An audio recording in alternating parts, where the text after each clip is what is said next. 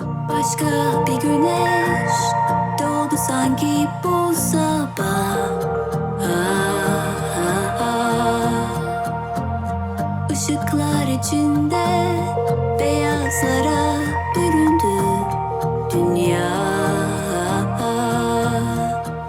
Elimden tutan o ellerin cenneti gösteren, pusulam sadece bana gülen. O gözlerin bir kelimeyle değişti hayat.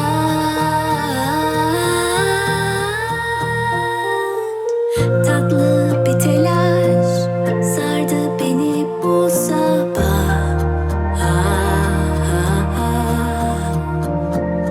Sanki akşamdan kalan güzel bir rüya.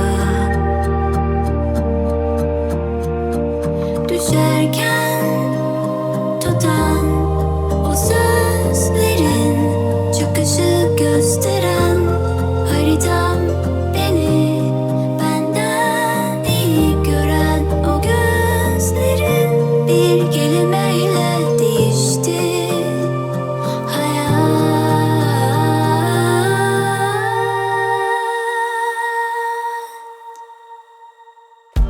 Melekler fısıldadı hakikati, göğsünde dinlenen kalbim senin. Beyazlar içimden sana geldi, bir tek sana evet demek için.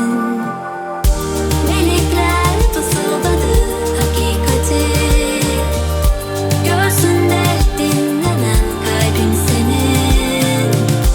Beyazlar içinden sana geldi, bir tek sana evet demek için. Bir tek sana evet demek için. Bir tek sana. Beyazlar içinden sana geldi, bir tek sana evet demek için.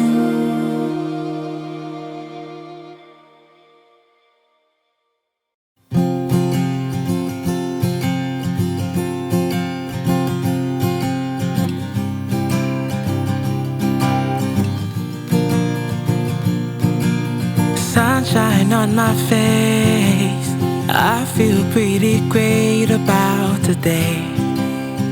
About today. My bride, I'll be waiting, waiting at the altar for you.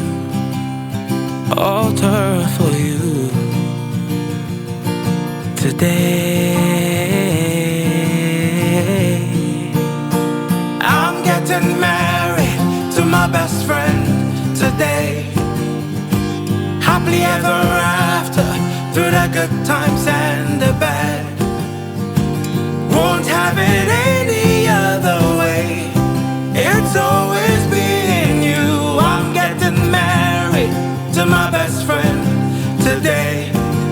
Married to my love. Married to my love.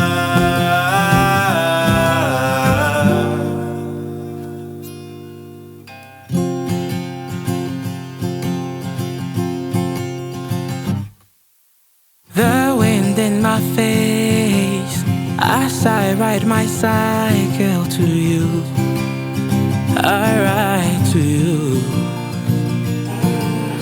My life is pretty great, 'cause I have my love in it. I have you in it.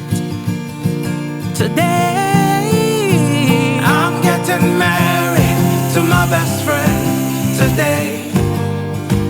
Happily ever after, through the good times and the bad. Won't have it any